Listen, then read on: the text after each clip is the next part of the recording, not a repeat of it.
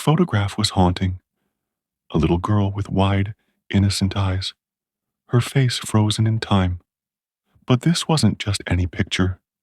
It was a clue, a fragment of a nightmare that would inspire one of the most bizarre and sprawling works of art ever created. Decades after her death, the tragic fate of Elsie Paroubek would live on in the twisted, beautiful imagination of an outsider artist named Henry Darger. But who was Elsie, and why did her story, a story of abduction, murder, and unsolved mystery, consume him? This is the chilling connection between a forgotten crime and a surreal masterpiece born from darkness. The streets of Chicago in 1911 were a place of noise, industry, and hidden dangers. Children played freely, their laughter echoing through the tenement-lined alleys, unaware of the predators lurking in the shadows. Among them was 5-year-old Elsie Paroubek, a bright-eyed girl with a future that would never be realized. Her disappearance on April 8th of that year would spark a citywide manhunt, a media frenzy, and a mystery that would remain unsolved for over a century.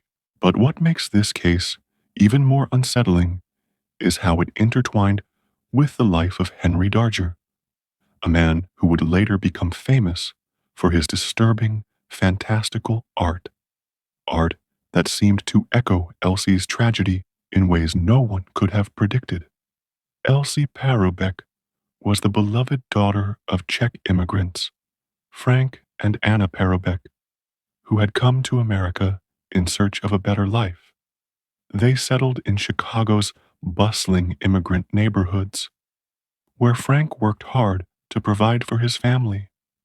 Elsie was their pride and joy, a cheerful, curious child who brought light into their modest home on Albany Avenue. She was the kind of girl who made friends easily, who loved to explore, who trusted the world around her. But that trust would be her undoing. On the morning of April 8th, 1911, Elsie told her mother she was going to visit her aunt, who lived just around the corner. It was a short walk, one she had taken many times before. Anna watched her daughter skip down the steps, her little shoes tapping against the pavement, and had no reason to worry. But Elsie never made it to her aunt's house. Along the way, she met her 9-year-old cousin, and the two stopped to watch an organ grinder, a street musician whose melodies often drew crowds of children. Witnesses later said Elsie lingered after the other kids moved on, standing alone near the curb. And then she was gone. At first, no one panicked. Children wandered off sometimes. Maybe she had gone to a friend's house. Maybe she had gotten distracted by a game. But as the hours passed and Elsie failed to return, her mother's unease grew into terror. She rushed to her sister's home, only to confirm her worst fear. Elsie had never arrived. Neighbors were questioned. Streets were searched. The police were called.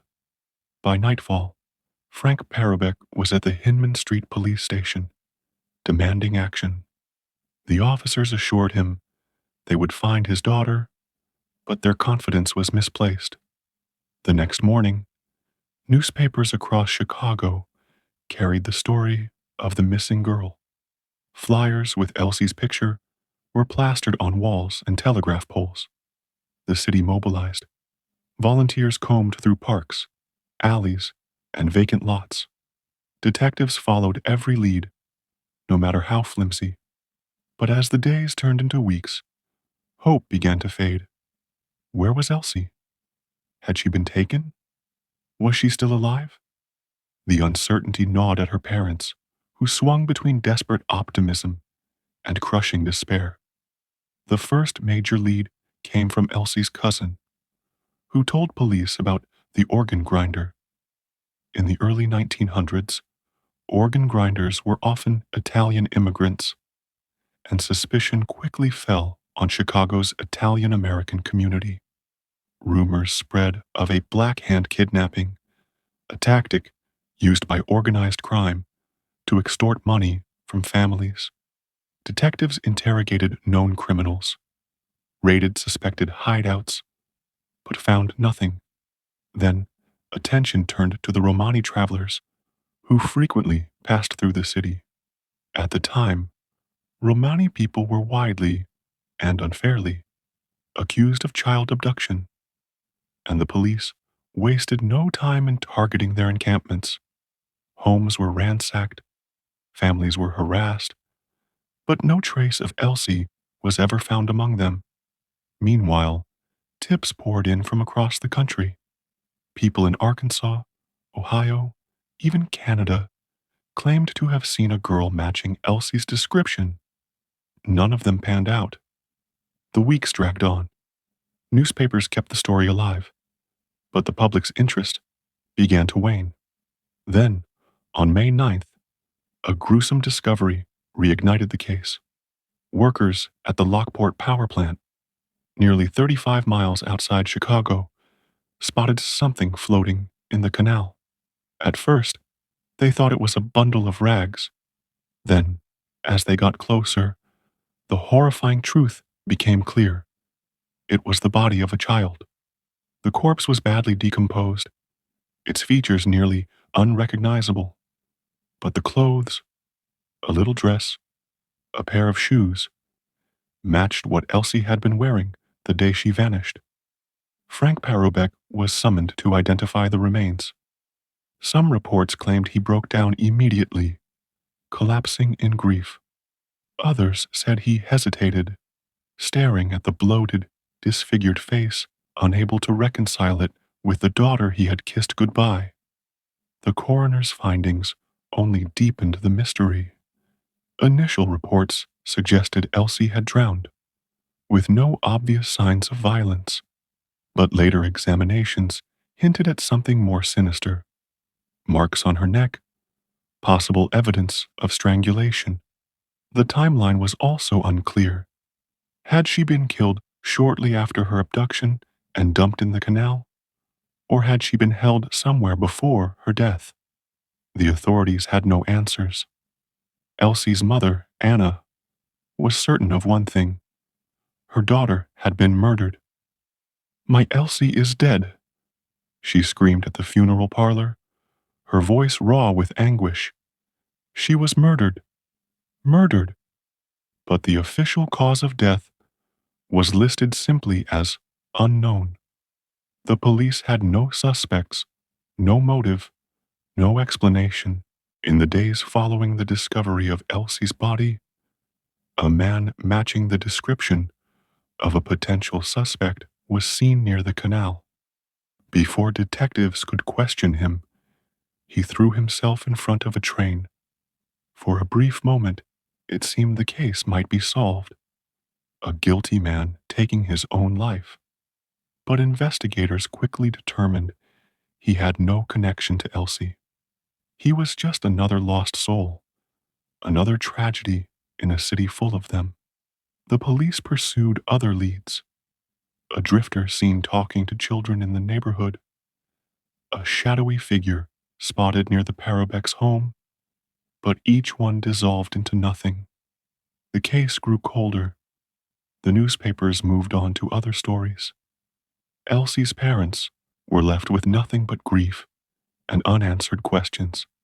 Elsie's funeral was a spectacle. Thousands of people, some estimates say as many as 5,000, flocked to the Paroubek's home, where her tiny coffin was displayed on the front lawn. The crowd spilled into the streets, a sea of mourners, united by sorrow and outrage. Who could have done this? Why had no one been caught? The city demanded justice, but justice never came. Years passed. The world moved on. But one man never forgot Elsie Paroubek. Henry Darger, a reclusive janitor and self-taught artist, became obsessed with her story. He clipped her photograph from the newspaper and pasted it into his sprawling 15,000-page Magnum opus, the story of the Vivian girls. In Darger's surreal fantasy, Elsie became Annie Arenberg, a martyred child heroine whose image was lost, just as Elsie herself had been lost in real life. To this day, no one knows who killed Elsie Paroubek. Her case remains one of Chicago's oldest unsolved murders, a ghost story whispered in the shadows of history. Was it a random predator? A member of organized crime? A neighbor hiding in plain sight? The truth may never be known. But in the pages of Henry Darger's bizarre and beautiful artwork, Elsie's memory lives on. A little girl who vanished, a life cut short, a mystery that refuses to die. And perhaps that is the most haunting part of all. Not just that she was taken, but that her story became a fragment in someone else's nightmare, a whisper in the dark, a question that will never be answered.